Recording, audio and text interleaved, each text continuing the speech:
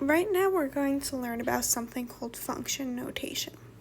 Function notation is what we use when we are given that an equation is a function. So we don't need to figure out if it's a function or not. We are given that it's a function.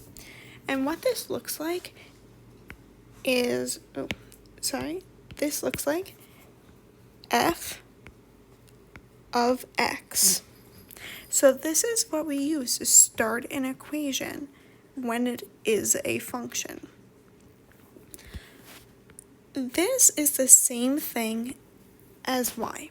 F of x is just another way of saying y. It just gives us that extra piece of information telling us that it is a function. So your y is going to be your output. That's the answer that you're going to get when you solve your equations. F of x is also going to be your output. X is going to be your input, because you're inputting it inside the middle of your output. X is the input. So x is going to be what you're given, y is going to be what you're solving for. And then lastly, the letter in front is the name of your function. The name of your function does not have to be f. It could be any letter. It could be a of x. It could be b of x. It could be c of x. It could be q of x. It does not have to be f. But when you see a letter directly next to parentheses with an x inside of it, that's how you know it is a function.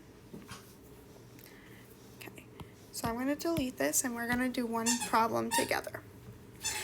So to evaluate a function, let's say we're given the function f of x equals 2x plus 1. This is a function because we are given this f of x in front, so we know that it's a function. It's going to tell us to evaluate it at f of 1. So instead of the parentheses, instead of the x inside the parentheses, we have a 1 inside of the parentheses. So we're going to replace all of the x's with a 1. So instead of f of x, we're going to write down f of 1. Then after the equal sign, we're going to replace all of the x's with 1. So I have 2 times 1 plus 1. And then we're just going to solve. 2 times 1, 2 plus 1, 3. So f of 1 equals 3.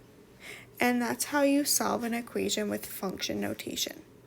So in summary, f of x equals y. F of x is just another way to say y. Y is your output. It's going to be your answer. So everything after the equal sign is going to be your answer. X is your input. It's what you're using to solve the equation. So it's whatever is inside the parentheses.